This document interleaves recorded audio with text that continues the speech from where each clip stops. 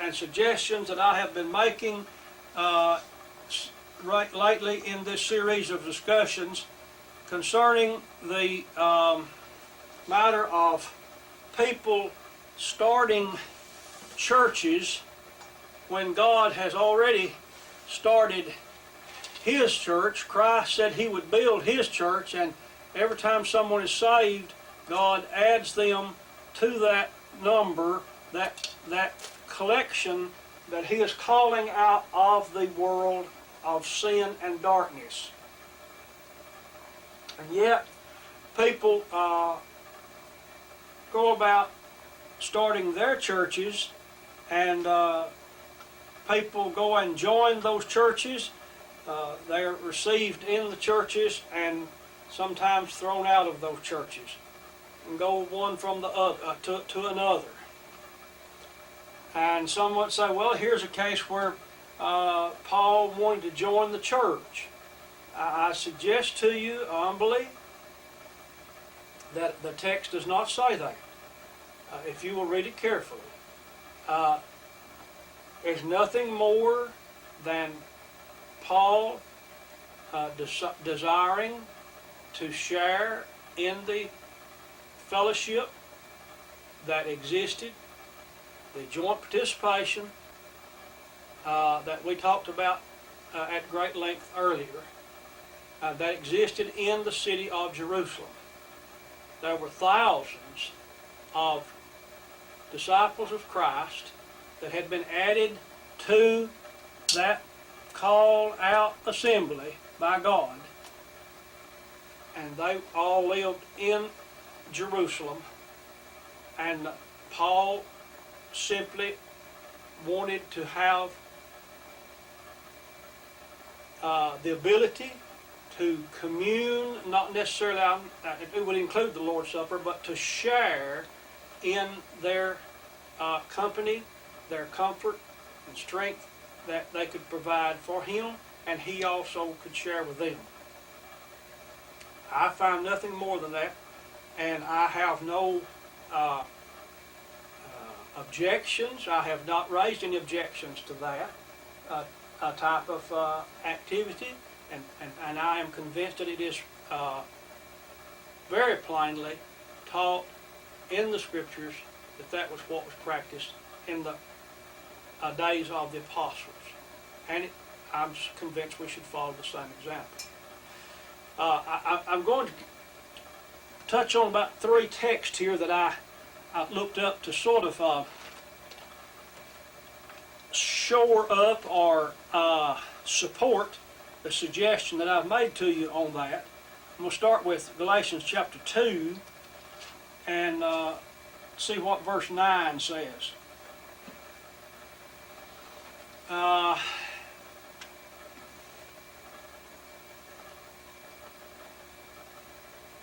Paul here is talking about how that he received the gospel not from men, but from Jesus Christ. And he speaks of him going up to Jerusalem.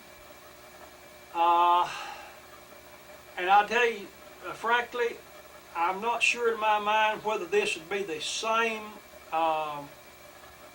trip that he made or not. I'll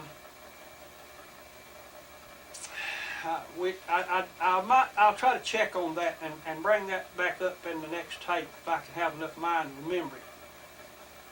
But in any case, this trip that he made up to Jerusalem says that, let's see what verse I want to start with here. 2 verse 9 starting. After he'd been there for a while and had talked with the apostles and so forth, he says, and when James and Cephas and John, who seemed to be pillars, perceived the grace that was given unto me, they gave to me and Barnabas the right hands of fellowship, that we should go unto the heathen, or the Gentiles, and they unto the circumcision. I don't think this is the case spoken of back in Acts 9. I think it's happened some years later, another trip.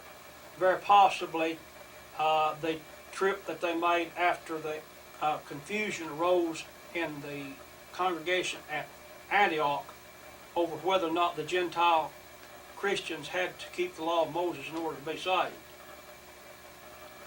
But I read it because it says they gave unto him the right hands of fellowship. They accepted him as being a disciple and as being an apostle here in this case, and likewise Barnabas being an apostle of the church, sent forth along with Paul, who was a apostle specifically chosen by Christ, who appeared to him there, as we said, on the road to Damascus. Now, so it's that sharing idea and acceptance. Romans 1, 11 and 12 is another text that I wrote down here. Romans chapter 1, verses 11 and 12.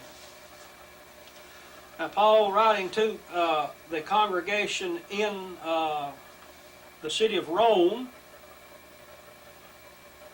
he says, "For I long to see you, that I may impart unto you some spiritual gift, to the end you may be established. That is, that I may be comforted together with you by the mutual faith, both of you and me." Now there again, you can see his desire, his longing for that Christian fellowship, that he could be comforted and strengthened by their encouraging words and actions. Likewise, Paul could strengthen them through like manner, and plus the fact that he was able to impart unto them spiritual gifts, which he later says he desired, or somewhere in this chapter says he desired to do that. Now I've got another text here in 2 Corinthians chapter 2, and Paul is writing this second letter to the congregation in the city of Corinth, and he is commending them for their zeal and faithfulness in obeying his instructions in the first letter, and particularly that matter of them disciplining, I guess would be a word, dealing with the problem that they had there in that congregation of a man who was guilty of some horribly immoral actions. And they had followed Paul's instruction on that, and other things that he wrote to them about. And he's talking about how hard that he had to bear down on them in that first letter. And I'll read now from 2 Corinthians 2, verses 1 through 3. He said, "But I determined this with myself, that I would not come again to you in heaviness," or that is, with sorrow, the American Standard says. "For if I make you sorry, who is he then that maketh me glad, but the same which is made sorry by me? And I wrote this same unto you, lest when I came I should have sorrow from them of whom I ought to rejoice, having confidence in you all, that my joy is the joy of you all." Now, notice again, Paul expressing his desire to receive joy and comfort from those fellow disciples of Christ in the city of Corinth. When he went there, he said, I made up my mind, I don't want to come there again until these matters are taken care of. I didn't want to, and because if I have to come down there and rebuke you people about your sinful ways, then you're going to be grieved, I'm going to be grieved, and we will not have the joy and the comfort that we would like to, that he desired to have with them and for them in his arrival there. I have had a little experience of that, and it just came to my mind.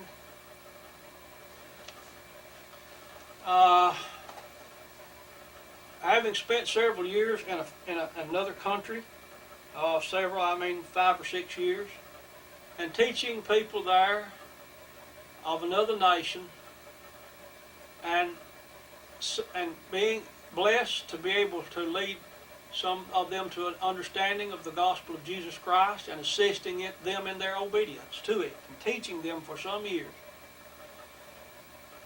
Then coming back here and, I'd say roughly 25 years later, when I sometimes had wondered if our efforts had truly been a benefit in that area, and I had the glorious privilege of seeing a sister and her husband who I had taught and baptized that lady when we were there, and my wife had helped keep that lady's little baby and all when they needed it. And they came, that woman and her husband came here to this country, and when I met them, I cannot explain to you the joy, the tears of joy that rolled down my face as we embraced. And I was comforted and strengthened to know that she was trying to live a Christian life. And when she spoke of others back in her homeland, I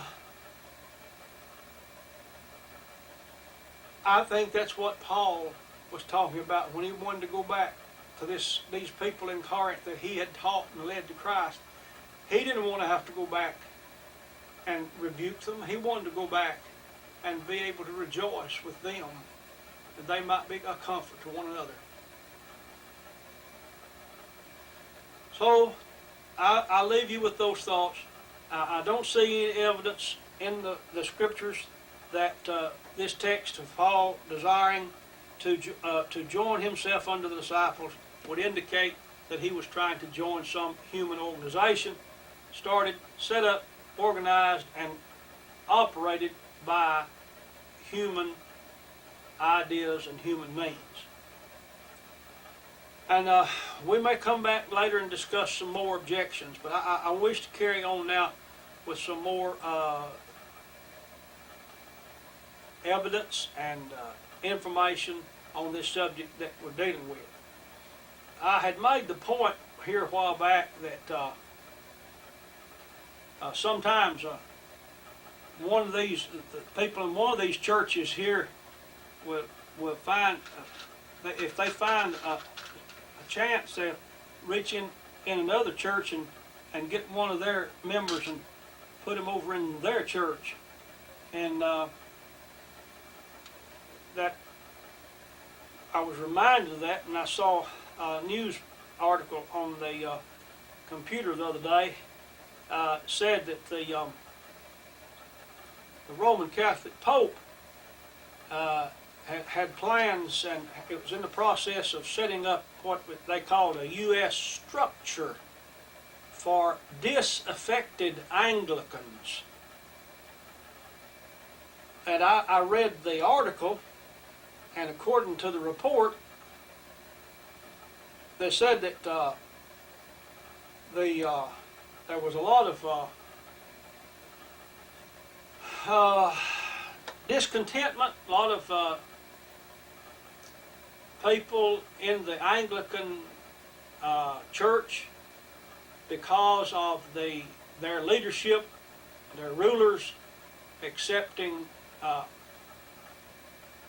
homosexuality and appointing those people of that way of life as I forgot what they call priests, I guess, and so forth. So they are a lot of the members are very dissatisfied. So the Pope has set up a deal where it's easier for the Anglicans to come back to the Catholic Church, back to what I believe that they would call the Mother Church, and even to the point where that the men that are priests in the Anglican Church and are married can come on back, go over to the Catholic Church and stay married and serve as Catholic priest. But if a man is single, Episcopal priest, he can go over to the Catholic Church, but he can't marry. So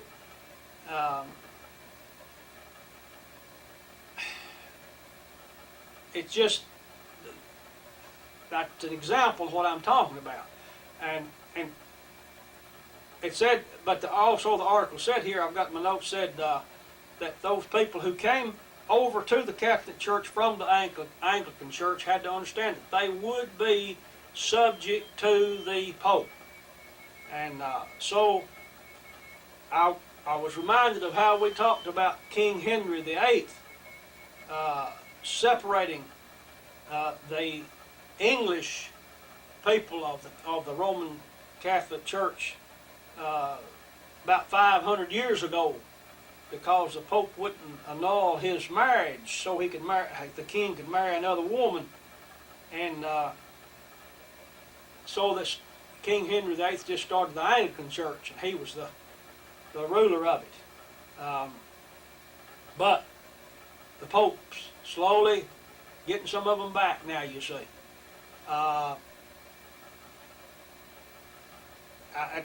I'm not trying to be ugly. I'm just telling you, as far as I can understand, that's the facts. That's the way it was reported. And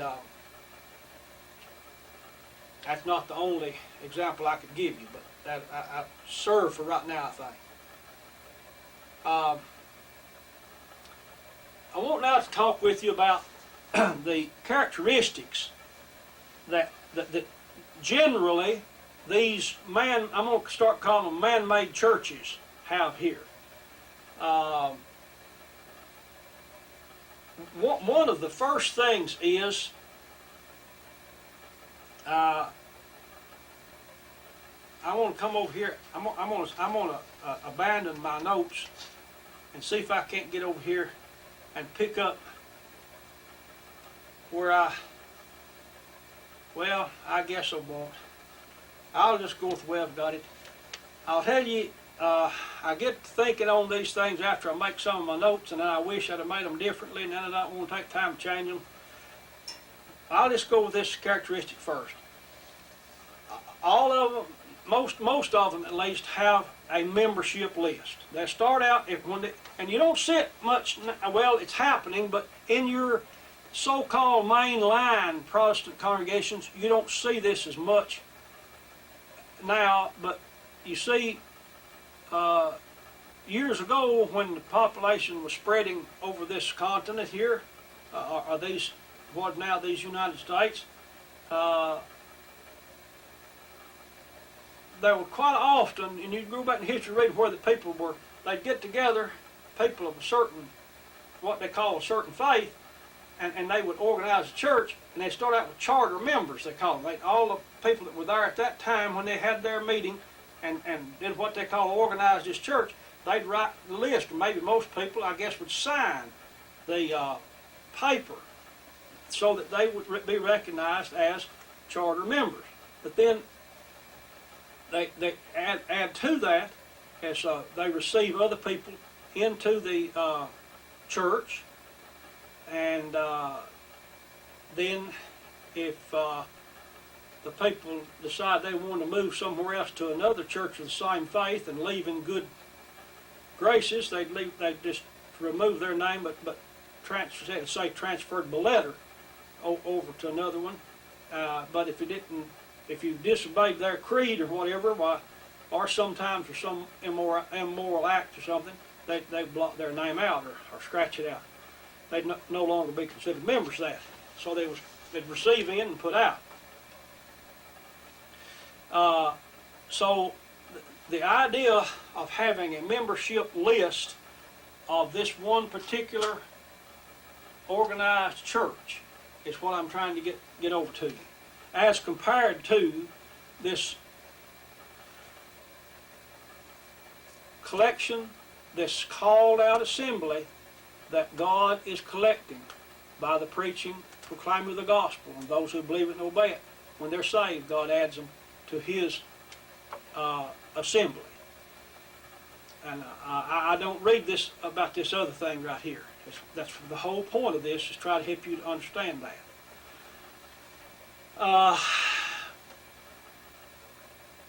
And I told somebody here a while back that I have been so wrong so many times and over such a long period of time on various ideas and subjects that it doesn't embarrass me anymore. Maybe it embarrasses me, but I don't hesitate to say, well, I was wrong. And I'm going to give you an example of several years ago where I was wrong about something, because I wanted to illustrate the point that I'm dealing with right here about having a membership list.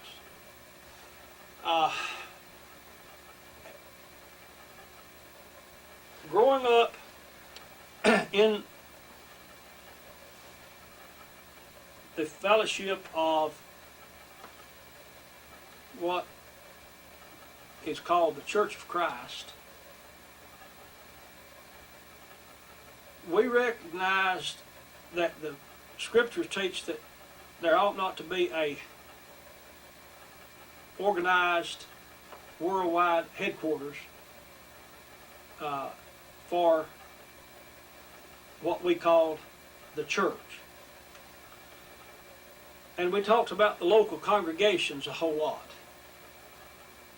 There might be, like over in Warren County, Tennessee, years ago, there used to be, I said there were 50 local congregations there. We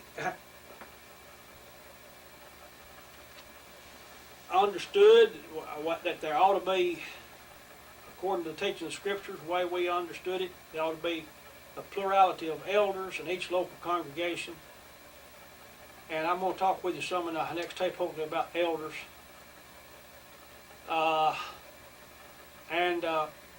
That the elders of that local congregation were responsible for that group of disciples that were, we said, members of that local congregation. Well, because I didn't question that, I remember very well suggesting to two men who were elders in this little congregation where I was the hired preacher, as I've talked about in the past. I didn't know it at the time, but that's what it was. I advised them that they needed to get a membership roll. They need to have a list of names of who the people were that were members of that congregation, so they'd know who they were responsible for. There was a lady there, and I forgot, Miss Frankie Golden was her name. And she said right plainly when that was brought up, she said, I'm not going to put my name on any list like that. Well, I didn't argue about it, and we didn't have any falling out. She and I didn't. I'm thankful to say. But I pretty well ignored what she said. Now I'm convinced I was terribly wrong. And if the Lord's willing, we come back in this next tape, I'm going to try to explain to you why I think I was so wrong. And I'd give anything that I possibly could. I just wish I could call the time back and be able to tell that lady how right I believe she was and how wrong I believe I was. Now I'm telling you these things because I want you to understand that it grieves me. Sometimes I think back over situations like that, and it just nearly get a knot in my stomach. And I'm sharing this with you because I want you to understand, and I think I've talked about this some before, but I want you to understand that when I bring something to your attention and from the Scriptures, and it is contrary to what you've always been taught, I know the hurt. And I don't do it for the purpose of hurting you. I do it because I want us all to know more of the way of the Lord, and therefore be able to grow in the faith and be able also to share with others, and that we might avoid some of the pitfalls that are causing so many problems and difficulties, and casting so many stumbling blocks before people, so that they are not receptive to the message of the gospel of Jesus Christ. I've got just a minute or two of time here.